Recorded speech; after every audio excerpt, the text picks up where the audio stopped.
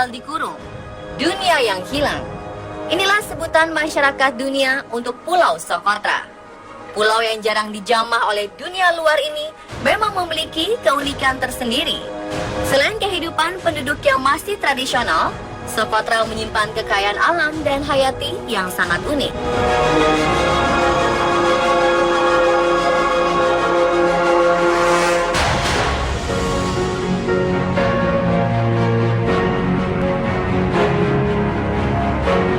Sempat dijelaskan pada episode sebelumnya bahwa Pulau Socotra memiliki banyak tumbuhan yang unik dan langka. Ada 1.142 spesies endemik di sini. Artinya, spesies yang hanya ada di Pulau Socotra dan tidak ada di tempat lain. Berbagai spesies ini menyesuaikan diri dengan rentang suhu dan tingkat kelembapan di pulau yang sangat panas, gersang, dan kerap berangin kencang ini. Pohon darah naga merupakan salah satu tumbuhan khas dari Socotra yang terkenal hingga ke seluruh dunia. Cabangnya tumbuh berdekatan dan menghadap ke atas untuk menyerap lembab dari kabut di dataran tinggi. Pohon ini mengeluarkan getah merah darah yang khas.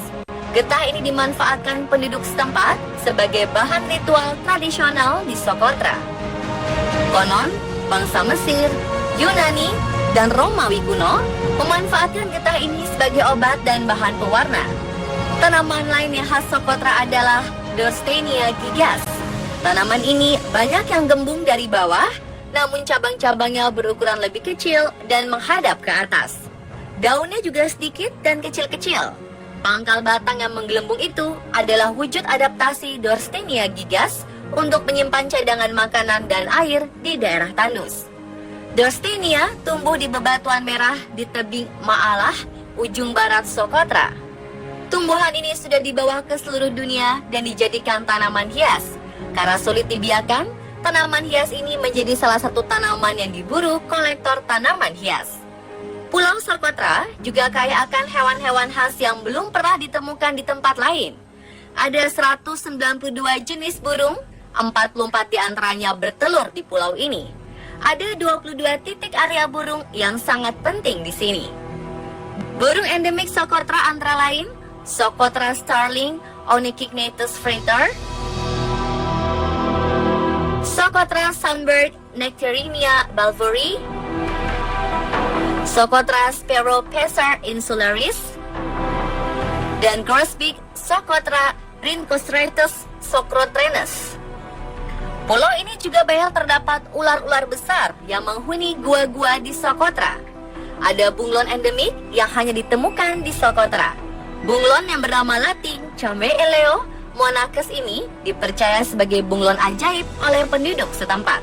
Konon, orang yang mendengar desisnya bisa menjadi bisu. Di dalam Laut Socotra juga terdapat tumbuhan unik yang merupakan gabungan dari berbagai wilayah, seperti Samudra Hindia, Laut Arab, Laut Merah, dan Afrika.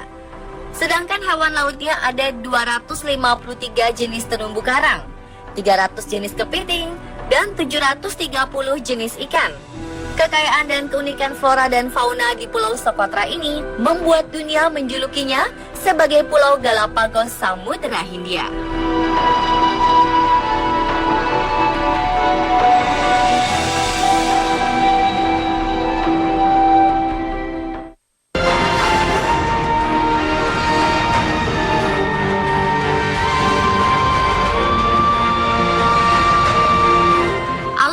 Dan khas membuat UNESCO menobatkan Pulau Socotra menjadi situs warisan alam dunia pada Juli 2008. Dengan status ini, Pulau Socotra dilindungi lingkungannya. Walaupun pulau ini memiliki potensi sebagai tempat wisata, fasilitas seperti hotel, restoran, dan bangunan wisata lain tidak boleh dibangun sembarangan di pulau ini. Tujuannya agar Socotra terjaga keaslian alamnya. Pemerintah Yaman juga mendukung program ini dan jarang mempromosikan Pulau Socotra sebagai salah satu tujuan wisata negara Yaman.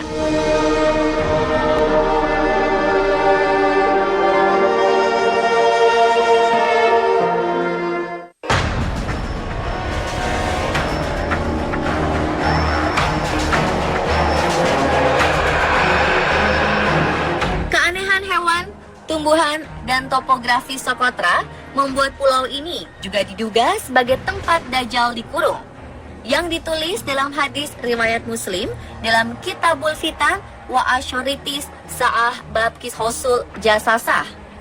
Dajjal dalam eskatologi Islam merupakan makhluk yang mengaku Mesiah yang berdiam di sebuah tempat di bumi dan akan muncul ketika waktunya tiba.